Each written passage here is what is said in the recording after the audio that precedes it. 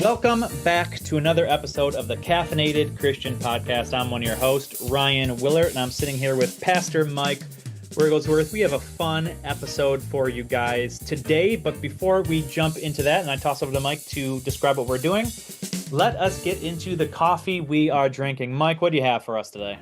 Today I have coffee from Kenya. It's Atlas coffee I'm drinking today, and it is wonderful. Nice. Yes. I went back to the good old cinnamon bun. I have to finish that off. Wonderful. Not a cinnamon bun. And I have it in the old school caffeinated Christian mug. You remember I made those? The old school logo. I still have it on my shelf over here in my office. I feel like I have Christian 4 mug. of them still downstairs somewhere. Do you? Somewhere. Nice. I think it was a deal.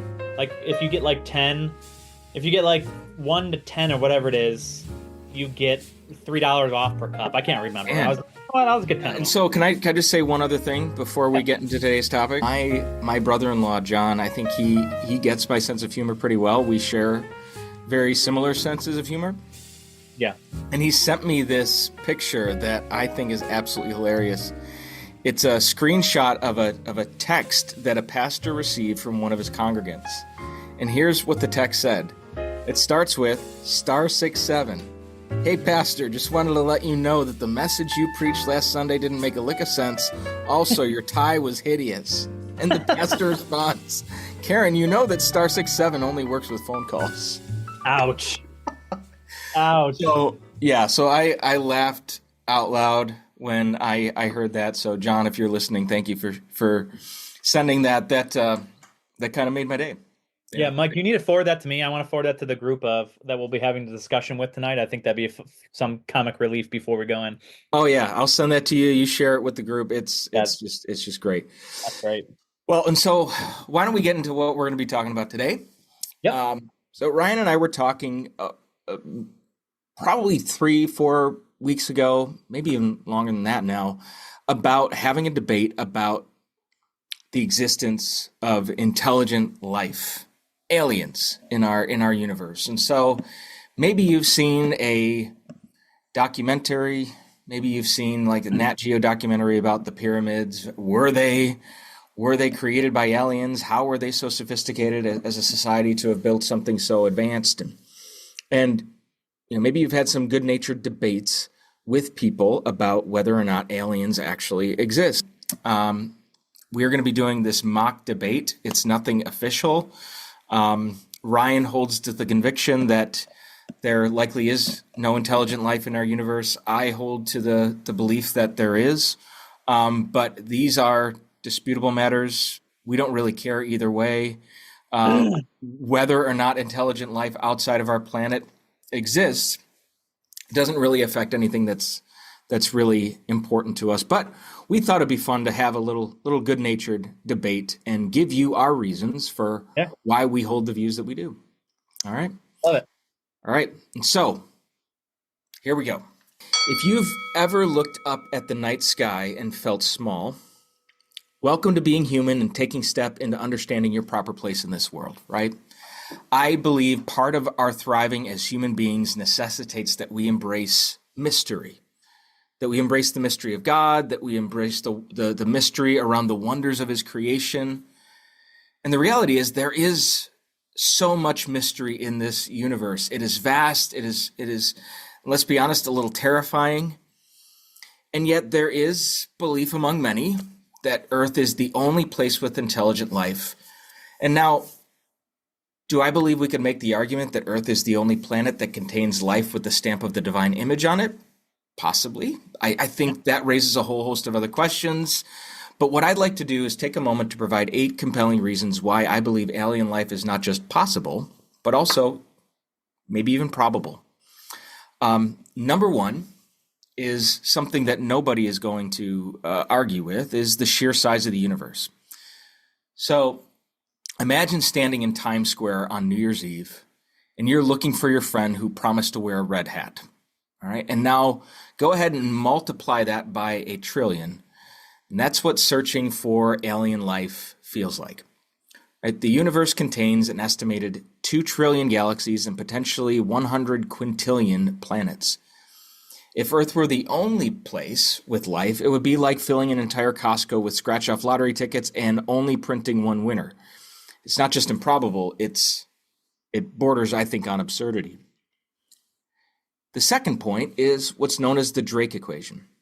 Astrophysicist Frank Drake, he developed an equation to estimate the number of intelligent civilizations in the Milky Way. Even with conservative guesses, the math would suggest that there should be dozens to thousands of civilizations out there. Okay, so again, that brings up the possibility that intelligent life exists. 3 are the exoplanets in the habitable zone, also known as the Goldilocks zone. And these are places where conditions could support liquid water. That means we've found plenty of planets that aren't too hot, aren't too cold, or made entirely out of gas that smells like rotten eggs. Let's just be honest, right? Now, given these discoveries, it seems increasingly likely that life is out there, just waiting for us to finally develop a telescope good enough to actually see it. 4 is extremophiles on Earth. Some of the Earth's most resilient creatures are extremophiles. These are organisms that thrive in acid lakes, nuclear reactors, deep sea hydrothermal vents. If life can survive in these hellscapes, why not an alien planet with similar conditions? 5 is what's known as the Fermi paradox. And the Fermi paradox asks the question, why haven't we seen aliens yet? So physicist Enrico Fermi famously asked, where is everybody? If intelligent life is out there, why haven't we made contact? And so there are several possible answers to this question. I'm just going to lay out 4 of them for you. 1 is what's known as the zoo hypothesis. So in this scenario, we're the exhibit. Aliens are watching us like a reality show, and I just find that picture hilarious. I don't think it's true, but I find it hysterical. Like tonight on Humans Gone Wild, Florida man is at it again, and it's like some weird Rick and Morty episode. I know. Yeah. He's wrestling an alligator again, and will he come out with all of his appendages? Let's find out. There's also the great filter. Civilizations may self-destruct before actually achieving interstellar travel. There's also the possibility of wrong timing. Like maybe we're too early or we're too late, kind of like showing up after a party is already over and everyone's already left, or showing up before it's even begun. And there's also the reality of different communication methods. We're looking for radio waves, but aliens might be using technology that's beyond our capabilities, kind of like the difference between yelling and texting. Okay. And number 6 is the UFO and UAP, meaning unidentified aerial phenomena, that evidence and government disclosures. Governments have released declassified reports, and some objects have exhibited flight patterns and speeds beyond human capabilities. Think of a fighter jet trying to keep up with the Tesla that's suddenly able to teleport. And what I find compelling in this is that if military pilots who are trained to identify aircrafts keep saying, yeah, we don't know what that was, maybe it's time we pay attention to that. And 7 are the ancient and historical accounts. Ancient civilizations would often depict beings from the sky. For example, the Dogon tribe in Africa had advanced astronomical knowledge supposedly passed down by star visitors. The Nazca lines in Peru resemble giant landing strips. Ancient text from Sumerian records, and some argue, I don't hold.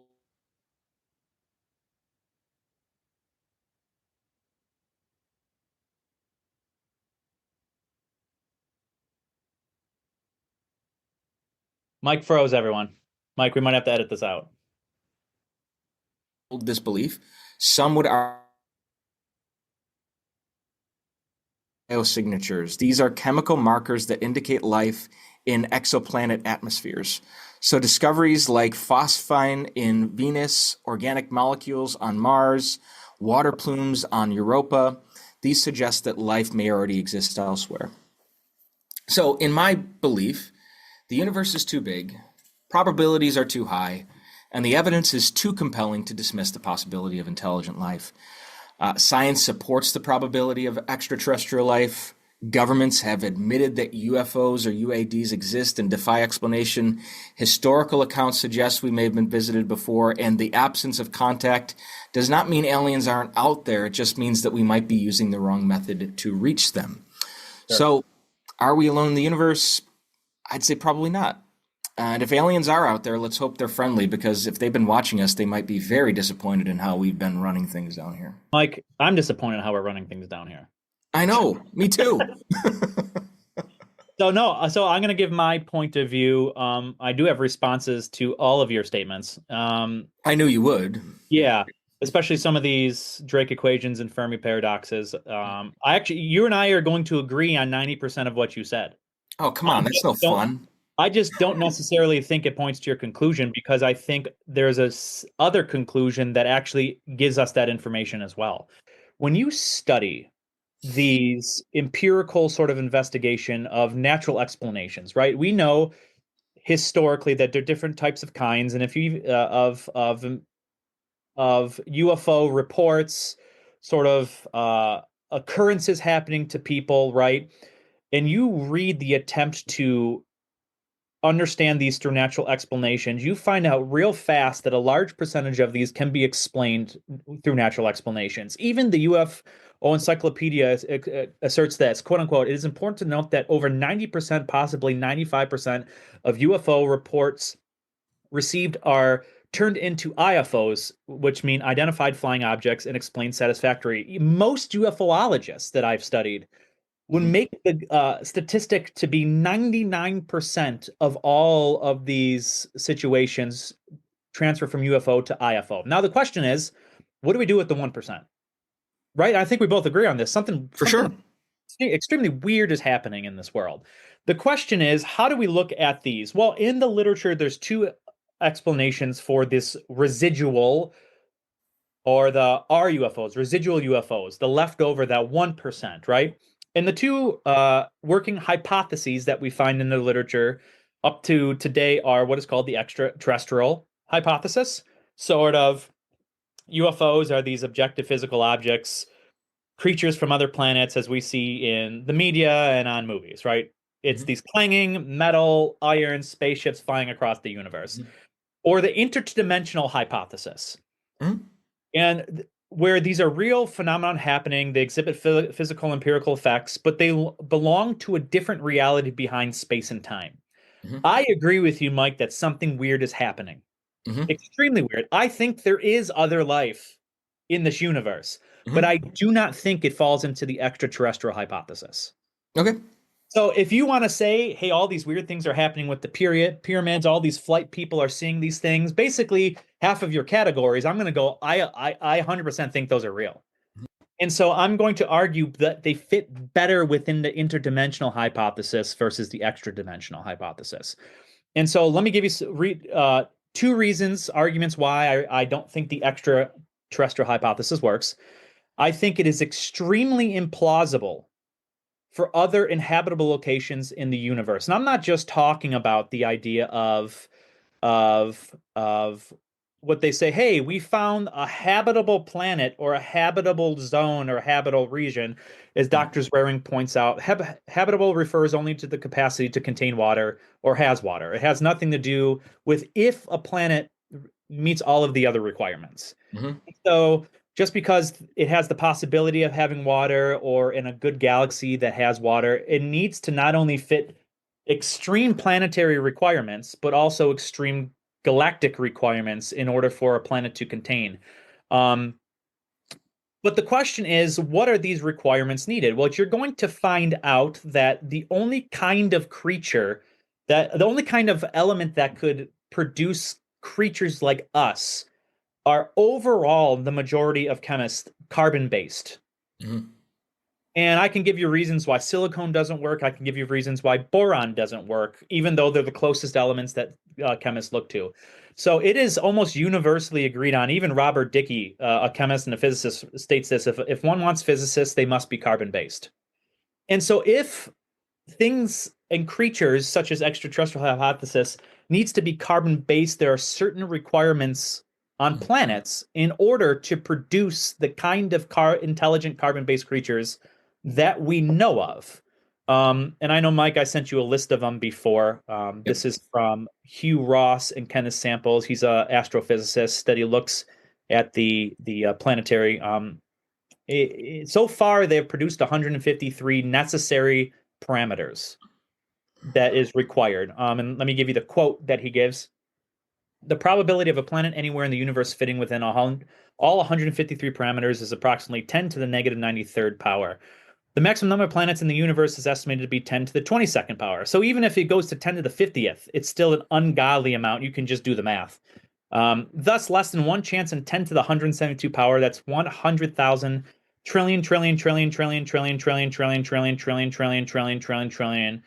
In one chance that exists, there is another planet outside in the universe, and that is so low given to how many planets in this exponential power equation that actually exist out there. So Mhm. I think it's extremely implausible to have planets knowing the necessities of intelligent life that we have out there. Now, you could assume with ad hoc assumptions that maybe life is something else that we don't know of. That's fine. We just don't have evidence of it. So Mhm. I can't tell you no. I'm just saying I'm just basing my argument off of the evidence, right?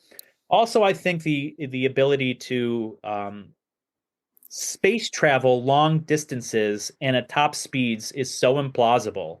To think they've come from another galaxy, which has to be the case according to physicists, the amount of time it would take to travel would just be insane to think about.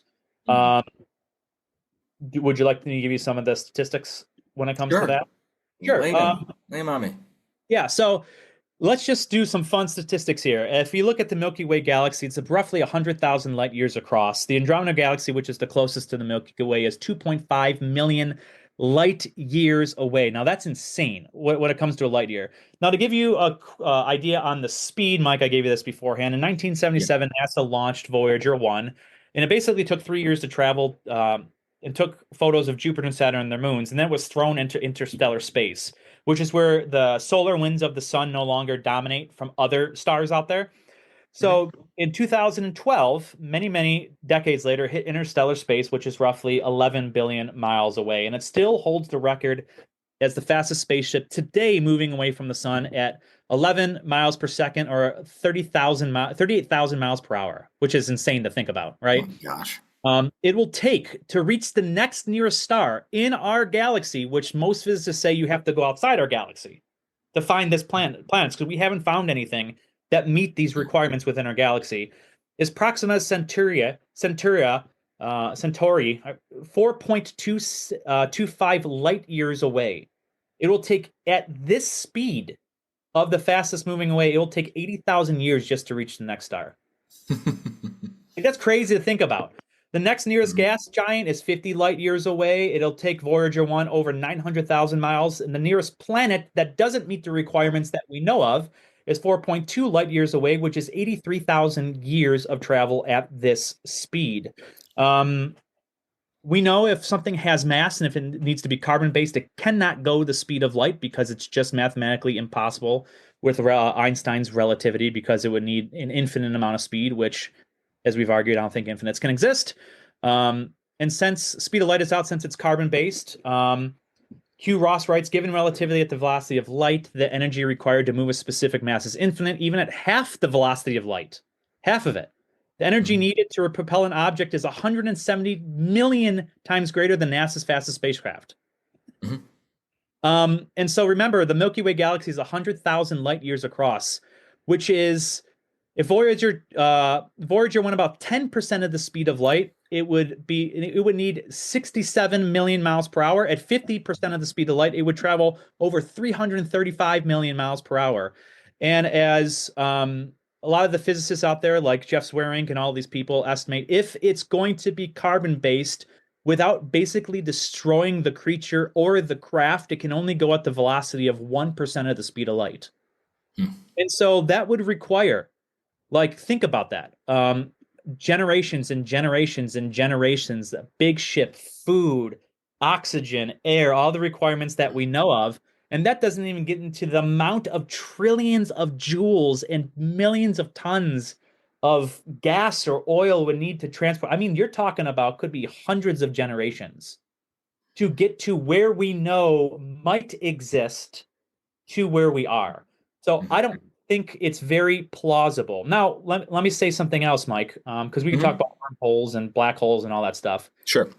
If you look at the R UFO, which you and I agree with, something weird is happening. Absolutely. 100 thinks something weird is very happening. If you look at the characteristics of these R UFOs, they don't match the characteristics of the extra hypothesis. It matches the interdimensional hypothesis. Let me give you these characteristics that Dr. Wilkinson points out. Are you ready for this? It's kind of creepy. Some of these that fall into the RF UFOs. He lists 12. I'll go on real fast. They leave no physical artifacts even after crashing, generate no sonic boom even when recording speeds of breaking the sound barrier, with no physical resistance, Hmm. seen but often cannot be detected by radar or any form of detection, physically impossible turns, sudden stops, speeds reaching 15,000 miles per hour from nothing. We don't have a form of energy that can do that on our planet that we know of. Um, Hover over trees without any wind movement, no downward push or movement in any of the ambient air currents, change shape, size, color in an instant, suddenly disappear and reappear, disintegrate and regenerate out of nothing, emits light but without shadows, enters the ground without leaving a trace, melts without heat, and this is what's crazy. There are examples, Mike, that at least physical marks that science cannot explain. Let me give you one example that many people have recorded that farmers have recorded. They planted new plant life, and this Hmm. thing appeared over the plants. Hmm. And they went back afterwards, and the plants had the appearance of many years of age and grew different heights. And they physically tested the property of these plant materials, of the Hmm. new plants that were planted, and they have proof of this. Hmm. And it showed in its physical properties very old age. Hmm. It's kind of creepy to think about it. Um, and so I I I'm gonna stop there Sure. because I have some other arguments and stuff like that. But I figure it'd be fun to have more of a conversation when it comes to reasons that we had. But I Yeah. will say one more thing. When you look at the information of the occult, such as the abductees and contactees, the high percentage of these R UFOs fall within these people, and the things they claim that they experience fits these interdimensional beings when it comes to what is happening. And all the physical marks, such as you've presented in half your categories, can also be explained by the interdimensional hypothesis. Yeah. So for you, just to clarify, there's a supernatural component that is taking place here, Yeah, so not aliens. yeah, I would argue as a Christian Hmm. that the supernatural, since I think, and I argue naturalism's false. And if naturalism's false, then there's more than just nature that's happening that we understand as naturalism.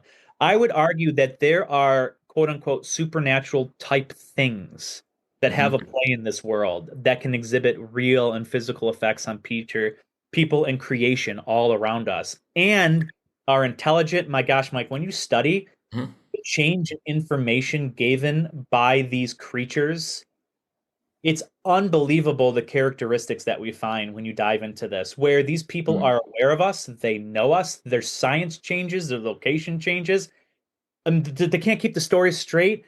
Most of them talk about Jesus, which Hmm. is very interesting. And so I think if this is the case, the interdimensional hypothesis explains all of these details way better than the extra dimensional hypothesis. Interesting.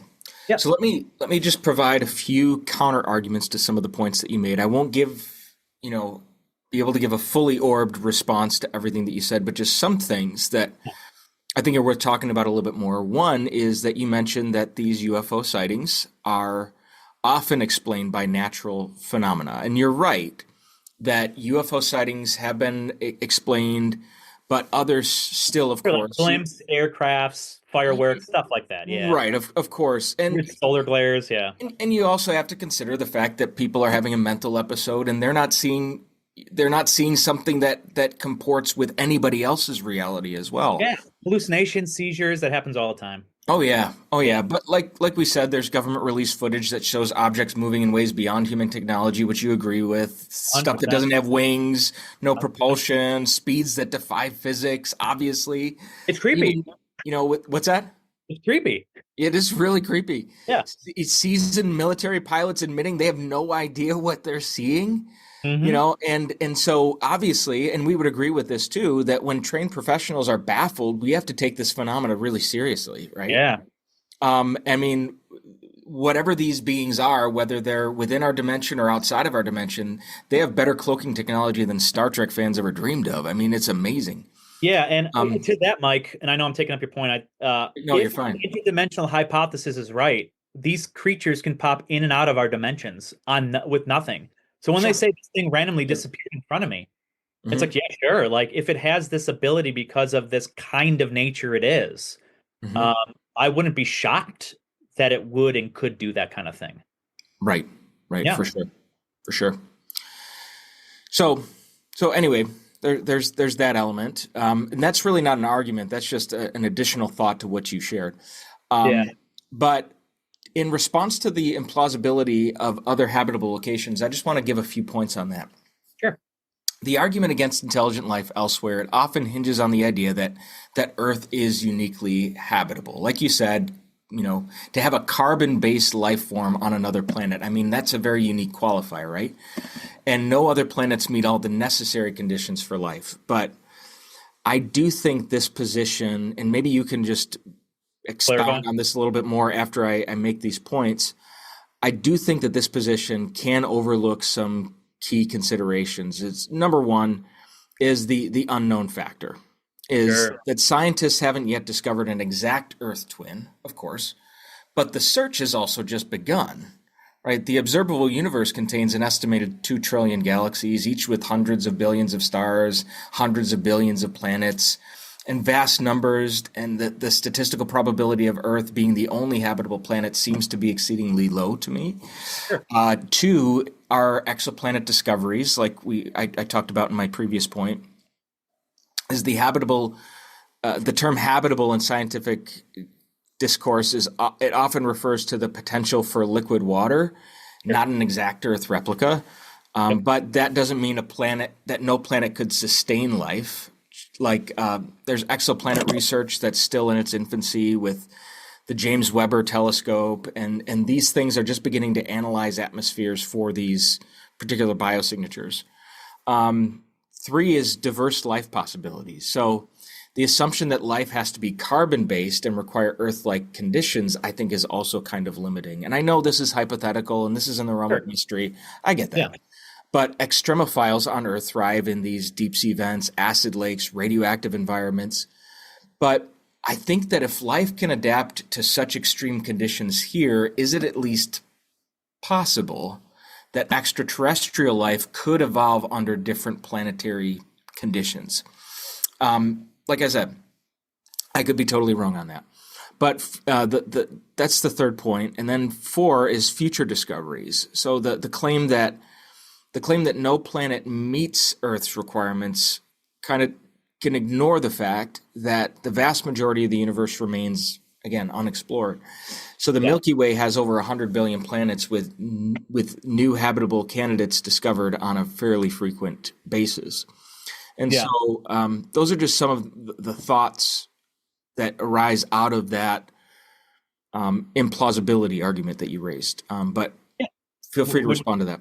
Yeah, so I think it's good thoughts and it's good to think about this stuff, right? Sure. And so I agree to a certain extent on your thoughts here. Okay. Um, and a lot of my information and my argument would reside in the fact of what we know, not necessarily what we can't know, right? But I don't think a good argument resides on going, well, it's possible, right? Because all I have to argue back would be like, well, maybe it's not possible, Right. right? That's fair. And I think what I would do is going like, well, given the statistics that we know, I at least have these statistics to lean the is it possible or not possible more in my camp. Yeah. Um, and I do agree there is an unknown factor that we need to change with the evidence. Hmm. But to that, I have a few points I want to offer. The first is this: the more and more evidence that gets revealed, continuously over the centuries and Hmm. decades and discoveries always seem to conclude to the fact and point more to the probability of the interdimensional hypothesis is the one over the other one. Hmm. And so I think I like new evidence coming out. Sure. I just do because I think it favors this hypothesis. Mhm. Um, and once again, it says, I think there's real things happening. I think there's other creatures out there. I just don't think they traveled from other planets.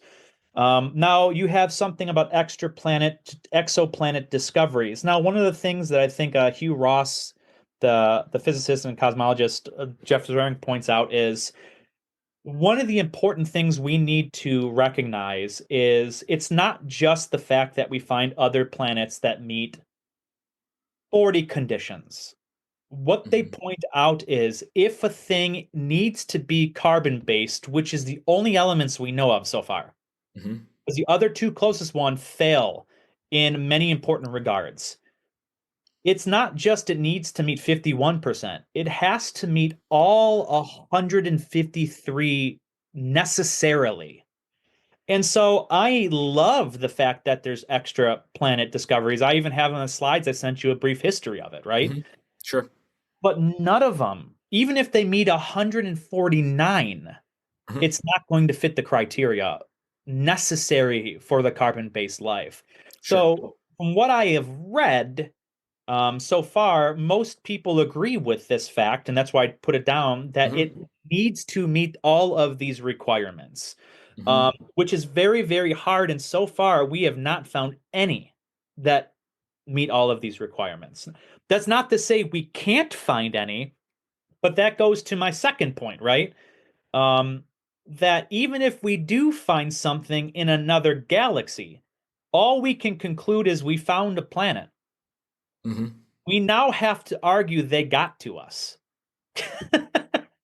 You see what I'm saying? And Sure. so I don't Sure. even care if you say we found another planet in 50 trillion light years away. Congratulations. How did they get here? Because something real is happening. Hmm. You know what I mean? And a lot of these people might argue that there is less the galaxy is younger than how long it would take them to get to us. I Which see is a what you're very saying. and especially if these galaxies are moving apart from our galaxy, the ability to get to us is going to be more difficult The universe is expanding as by a lot time of goes people's on. Yeah. estimations, for sure.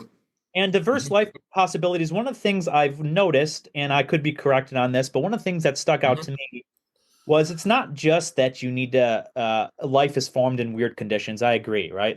I think our Earth is weird and Hmm. we formed, right? But it's not just the fact that it formed in weird conditions. There are particular necessary conditions required prior in order for life to form. So it's not just that life just fits the conditions, right?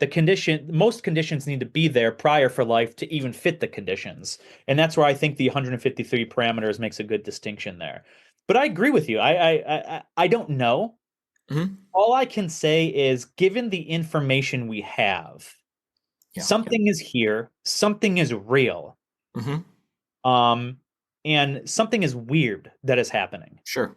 And so far, what we know of points to the fact that the interdimensional hypothesis is what we should believe. Um, but I Right. think all of your thoughts toward it are good thoughts, and I just don't like to go, we don't know, and that's my argument. I like to go, what do we know? And then if time changes, we switch our conclusion, right? Sure. Um, but given these experiences Hmm. that many UFOologists write down, I mean, it's creepy Hmm. of what these characteristics that don't fit any natural explanation or any Sure. explanation that we know of physical beings or things can do. I really think it points to the fact that it's interdimensional, as well as the two arguments I presented. And I think naturalism's false. I have lots of reasons why I think that's false. So I think the ability for other dimensional beings to be real is highly plausible, if that makes sense. Oh, you froze again. Give it a second.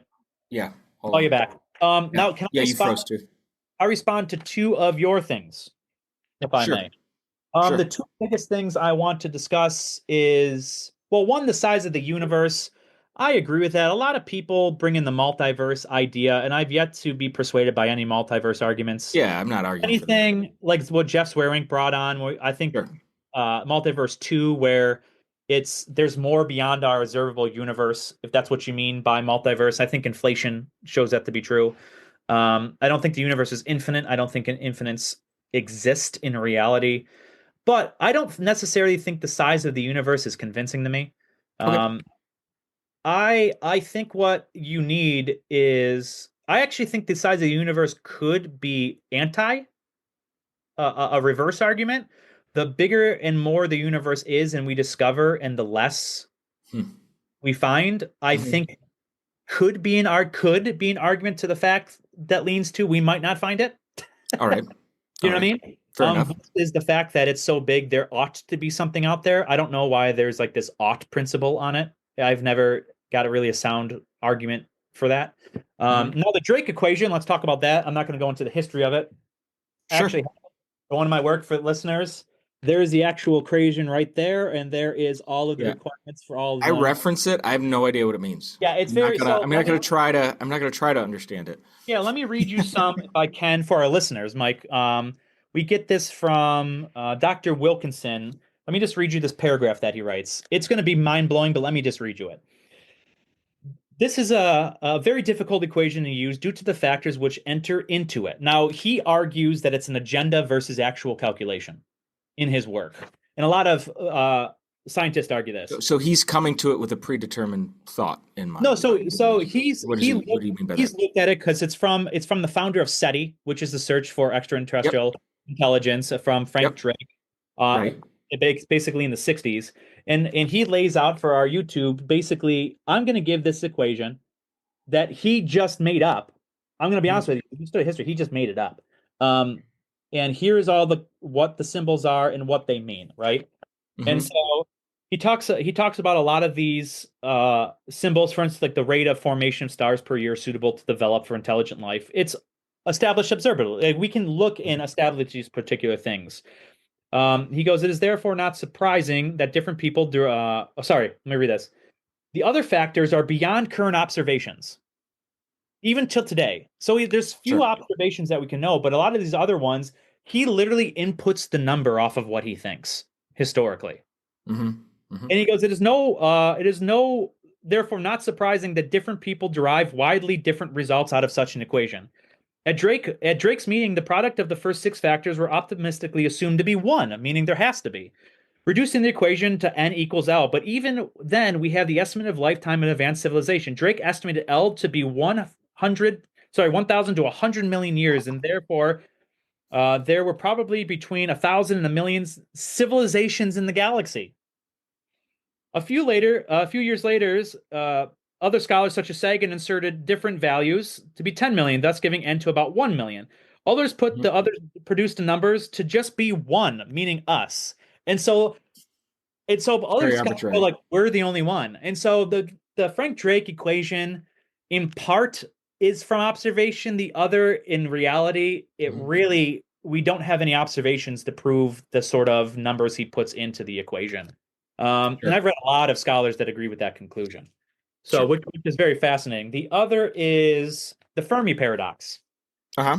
Um, the Fermi paradox, let me read you a little bit about it if I can. I get this from Dr. Webb, who offers 50 counter arguments why we shouldn't believe the Fermi paradox Mm-hmm. in his writing. The Fermi paradox Right. appears at first glance to be compelling, but is not without problems of challenges. Of course, there are those who would object immediately to the statement there's no compelling evidence that aliens have visited the Earth, which we disagree with. We think there is. Mm-hmm. Others will argue that some factor makes galactic colonization extremely unlikely. And so let me just give you three that Webb gives that I find interesting. Mm-hmm. First, the arguments say that extraterrestrials are here, such as there is evidence, but it is a cover-up. We are descended from aliens, or that the aliens see on Earth as a zoo and do not want to meddle in human affairs, right? Right. Which is, can't prove that, right or wrong. No, there's no way we could possibly prove We that. can't It's all prove half theoretical. the stuff, right? No. Second, the arguments that extraterrestrial exists but have have not yet communicated because they are too far away, that SETI has been searching in the wrong places, that the aliens have no desire to communicate. Mm-hmm. And so what a lot of scholars point out is the problem is SETI, which has been around and spent millions and millions, tens and tens of millions of dollars, have literally found nothing. Hmm. And a lot of scholars point out is SETI is assuming a lot of things, right? First, it's assuming that there is. Second, it's assuming that these civilizations exist Hmm. in the present versus past or future. Sure. And third, they're assuming that they can even understand that what we're sending out is a signal for them to respond to. Well, that They're, they have the technology to respond to it. or they have the technology, or that they That's want to have the technology. And we're okay. wasting how much of the taxpayers' money now privately funded on these random assumptions? And Hmm. so when you look at all of these, Right. I just do not find the evidence plausibly pointing to that there are physical creatures elsewhere in the universe that has Mhm. already reached us. But Mike, I think there's something happening around us, and That as we a, could totally agree on. it's demonic. Yeah. And so it's funny. I have a lot of these conversations with people, and I did a talk Mhm. on this at the church, and it's I think a Christian from Mhm. my standing, I can look at these people who disagree with me and think there's other Aarons out there, and I go, listen, we're so close to agreeing on everything. Mhm. We literally, all of this evidence, yeah, I love it. Bring it to me. I Yeah. agree. Something is happening. Mhm. I just am not convinced Yeah. that something extraplanetary can exist or has existed that because we don't have evidence for it or could even reach us if it did. Mhm. But I also agree on 90% of what you said here, where like, yeah, like it's weird. Something is Mhm. happening. Yeah. Um, Yeah, absolutely. And that we could 100% agree on. Now, can we just briefly talk about, you talked about the improbability of them actually getting here, which, yeah, yeah, yeah, highly improbable. Can I just lay out a few things that might be worth us discussing yeah, when we're absolutely. talking about the impossibility of interstellar travel? And I So, don't know everything, Mike, so it's good to have these conversations. yeah, yes, and neither do I. That's Yeah, why I like having these conversations. So there's the argument that the vast distances between stars make space travel not just implausible, but just in your estimation, right, impossible. You laid out the numbers a little bit earlier in our conversation. yeah, very, very difficult. Yeah, yeah, yeah. Like it would take them the amount of time that the galaxy has actually existed, right? But now that objection assumes that current human technological limitations apply universally to all intelligent Sure. civilizations, assuming Yeah, they exist, right? So, one point that comes to mind for me is technological progression, just for our society, right? sure. 120 years ago, powered flight was considered impossible, but within a century, humans landed on the moon. You could extrapolate from this an advanced civilization with Sure. a million year head start could have propulsion technologies that are far beyond our comprehension. And now that raises the question of why haven't we seen them come here or have definitive evidence that they're here, right? The second is alternative propulsion methods, right? You have chemical rockets, and those are inefficient for interstellar travel. You laid this out pretty clearly, Ryan. Other potential methods could exist, including nuclear fusion, antimatter propulsion, laser sail technology. There's very theoretical concepts like I'm going to try to pronounce this as best as I can, the Alcubierre drive, which would manipulate space time and it would allow faster than light travel without violating relativity. Again, Sure. that's theoretical, of course, but Sure. that's also something. There's also generation ships and AI exploration. So even without faster than light travel, interstellar migration is a feasible thing through vessels that sustain multiple generations of travelers or through advanced AI probes that could be sent ahead to terraform or prepare new worlds. And I realize all of this is theoretical. This is not actual technology that exists. So this isn't something that's going to be compelling for you. I just like talking about it. Yeah, yeah, absolutely. And then four is just, again, observational bias. Sure. The idea that no civilization could have visited us assumes that they would leave undeniable evidence, right?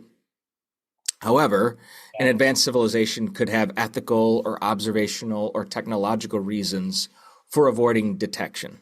Um, So anyway, there's some other thoughts that came to mind.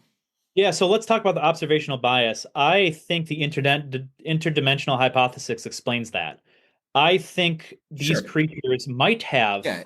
different morals to explain why they haven't done certain things or different reasons why they haven't revealed themselves to certain types of people. I was going to say that, but they don't share our moral values. Yeah, exactly. They could do whatever they want to do. And if the Christianity is right, they have to, as we see in Job, stand before someone that allows them to do particular things and doesn't allow to do particular things. They aren't free to do whatever they want to do. They have to be allowed. But that's just from a Christian standpoint. So I agree with you. Observation of bias. For sure. It's absolutely. Who says they have their own moral thing? In fact, if you look at the reports from the Hmm. UFOologists, they lie to people throughout the Hmm. centuries. That just proves they know what they're Hmm. doing. We know in the early 60s, they told people they're from the Sure. moon. And then once we could discover the moon, they were from the dark side of the moon. And once we went around the moon, guess where they're not from anymore? They're from Mars. Since we visited Mars, Mhm. guess what they're not from Yep. anymore? They continue to change based off of modern scientific Yep. evidence that we have proven. Talk about freaking Sure. liars. You know what I mean? So when it comes to tech progression, I think you're right. It's not really persuasive to me. The like, what if, right? I could be like, what if Yeah. possible magic exists on their planet that they could bewitch and wiggle Right. their nose Hmm. that doesn't affect relativity that we don't know of? Like, okay, um, alternate propulsion methods. I think it's possible. Um, I would need other propulsion methods evidentially that we could possibly know on a planet that could produce carbon-based creatures. Hmm. Um, I also think Hugh But did Ross. you see that documentary that came out 10 years ago called Interstellar? Like, did you watch that? Like, Oh, yeah, they're little. They're that he. Don't get me started on the weird time travel theory that completely ruined the ending for me. So, uh, yeah, even Sarah. I had Sarah watch that literally a month I ago, and fell asleep during that movie. she goes at the end, really like dimensional time travel. She goes, "This is stupid." Like, there's so many, and she started listing the problems that would happen. That's why I don't think time travel is a real thing. It's just not a real thing to me. Yeah. There's so many paradoxes Yeah. and circularities that would happen. But tech progressions, right? And I think Hugh Ross is right. And I've read a lot of other scientists. I want to find the source for you. I was kind of looking for it. That agree if it's carbon based, it can only go 1% of the speed of light without basically exploding. And so even if you found even if you found other methods, I think you're still limited according to what we know scientifically of how fast a carbon-based creature could go. Um, Mhm. and even if they could go 5% of the speed of light, you're still hundreds and hundreds and hundreds of thousands Sure. of like years of travel. And so yeah, like I don't disagree. Is it possible? Yeah, sure. Like I think we're probably going to discover faster methods of traveling. But I mean like Mike, the what's the number? The hold on, let me give you the exact number. I have it written Hmm. down. Um, the Voyager 1, as I was talking about, Yeah. is at the 38,000 miles an hour, the fastest known thing we have using propulsion from like planetary gravity, not our own propulsion, Hmm. right? And our sun's huge. Um, our planets are huge. Is only 0.00057% of the speed of light. It's going to be To a do long it to time. 1%, you know what Yeah. I mean, is Sure. crazy to think about. Um, I'm not saying it's theoretically impossible. I'm just saying it's very hard to imagine. And so if that's it just Yeah. resides implausible to me. Sure. And so, but if we live in the kind of world that Christians believe, there's things around us Hmm. all the time that are in different dimensions. And I think there are other different dimensions exist according to relativity. Sure. How they fold it up at the Planck time to push out the Yeah. dimensions we're in. I think if that's the case, why couldn't these creatures that don't exist in the realm we do live in those kind of realms. I don't see anything wrong with that. Right. And so if you saw a being that does not inhabit our world, right? Mm-hmm. Your immediate explanation would be they came from a different dimension. So I would say that would be the immediate explanation. I would say that would be my immediate hypothesis. Sure. Yeah, where I would say, hey, given what I know and what I've studied, I would think I just saw something angelic or demonic. And unless can proven otherwise, I wouldn't conclude the fact that something has reached us. And I also think you see imagery in scripture of a lot of like crafts, if understood. And I also think if these creatures aren't the kind of moral creatures we are, and we know they lie to us, we know they lie to us. And they could produce different types of images and take different shapes and inhabit certain characteristics. Why not lie to think we're not alone? Mm-hmm. I don't see any reason why they wouldn't. What would stop them from doing that? Yep. Because they're good beings. That's not what we know from the evidence. Right. And so I don't see any reason to think they wouldn't lie to us and give us images that are false, especially if certain religious world systems are correct. They would want to deter us from that which is true of reality. And create confusion. And create confusion. Yeah, absolutely. So yeah, I think, once again, Mike, we are on the same page on 95% of everything we say. I just think the evidence points to the fact that it's very hard for me to believe that they came from another planet. Yeah, and that's fair. That's fair. Yeah, and I don't have sound evidence to prove that they did. Yeah, right. Exactly. I can't. We just don't have that information, right? And so, exactly. And once again, what's just funny is one of the arguments I made. Say I'm right. Let's just hypothetically say I'm right. And SETI does get a signal from somewhere. What's to say that these creatures from another dimension haven't deliberately lied to send the signal back? I think SETI is in such an epistemological problem that even if they did discover something, how do they know that it isn't a false thing if these creatures could do if these conclusions of what we're finding could do a type of thing that we're recording? I don't think they could ever prove, even if they found something, that it was from another planet. Sure. I just don't think they can. Or if it's from another planet, it's still not interdimensional people.